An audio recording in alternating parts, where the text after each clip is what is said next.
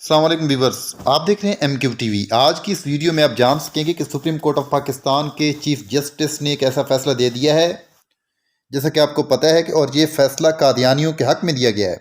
जैसा कि आपको पता है कि जो कादियानी हैं वो ख़त्म नबूवत के मुनकिर हैं। मिर्ज़ा ग़ुलाम मोहम्मद कादियानी लईन को माज़अल्लाह अस्तग़फ़िरुल्लाह वो आखिरी नबी मानते हैं।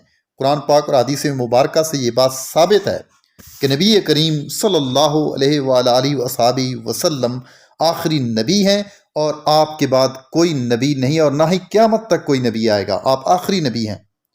लेकिन कादियानी ख़त्म नबूवत के मुनकिर हैं और पाकिस्तान का जो आइन है 1973 का, उसमें यह बात बिल्कुल मेंशन है कि कादियानी जो है वो अपनी इबादतगाह को मस्जिद नहीं कह सकते, कलमा नहीं पढ़ सकते, अपना मजहबी लिटरेचर आगे तकसीम नहीं कर सकते, उसको छपवा कर आगे नहीं फैला सकते और अपने जो है उसकी तबलीग नहीं कर सकते कादियानियत की।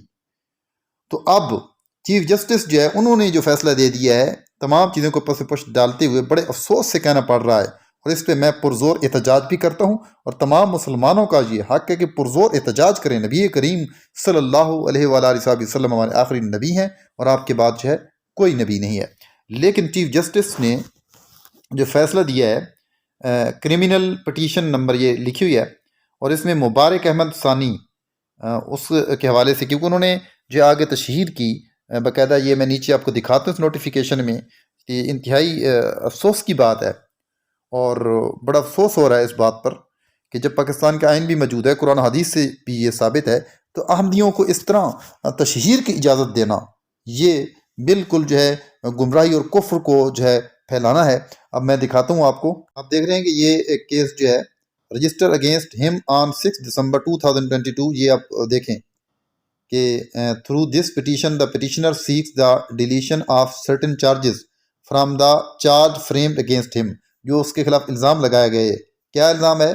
The learned council for the petitioner states that the petitioner was charged for 3 offences pursuant to the case arising out of FIR number registered against him on 6 December 2022 at police station Chenab Nagar, district Cheniot.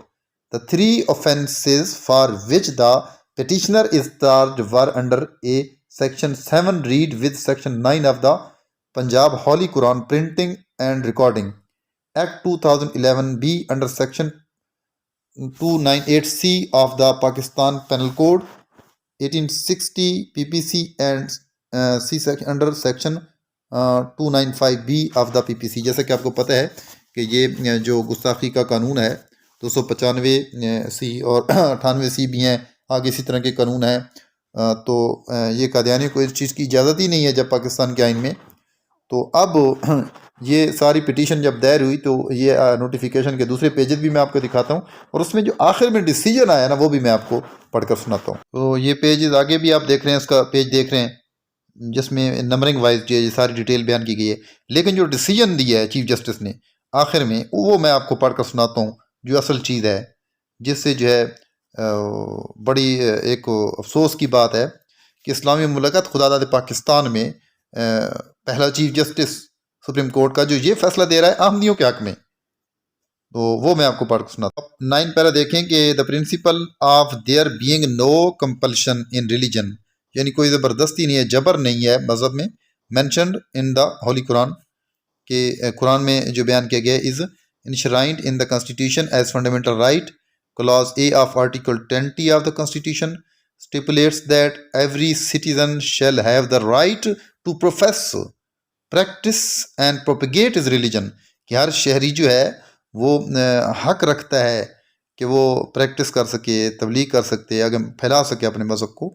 And clause B of article 20 states that every religious denomination and every sect thereof shall have the right to establish, maintain and manage its religious institutions, कि अपने इदारे भी बना सकता है और वो आगे मसलक जो है उसकी तबलीग कर सकता है।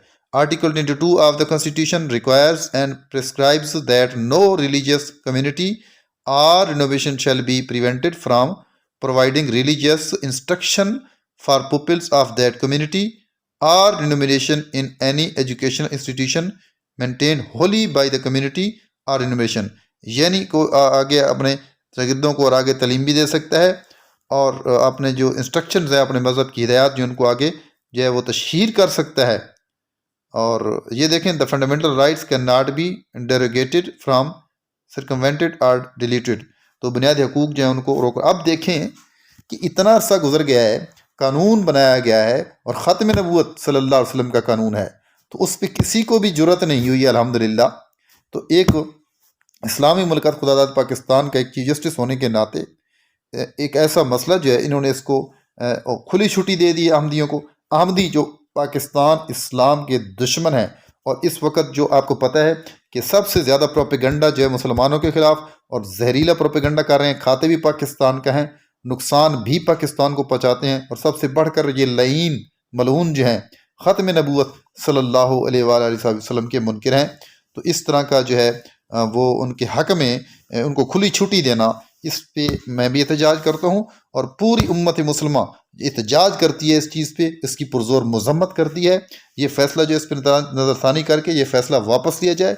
पाकिस्तान का जो 1973 का कानून बनाया गया, जिसमें हमारे जय्यद उलमाए कराम मौजूद थे और उनकी अनथक मेहनत और कोशिश थी, आशिकाने रसूल सल्लल्लाहु अलैहि वसल्लम की कोशिशों से ये करारदाद जो है, ये कानून जो है पास करवाया गया।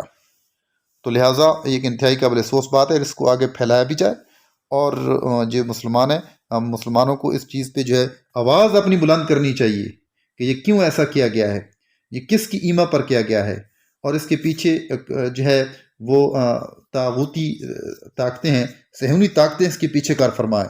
इस वक्त मुमलकत खुदादाद पाकिस्तान और भी न जाने कितने ख़तरात से दो चार है इस वक्त मुल्क जो है, और ऐसी सूरत हाल में फिर इस तरह की सूरत हाल पैदा कर देना ये एक इंतहाई काबिल अफसोस है। इसी के साथ इजाज़त चाहता हूँ। अल्लाह हाफ़िज़।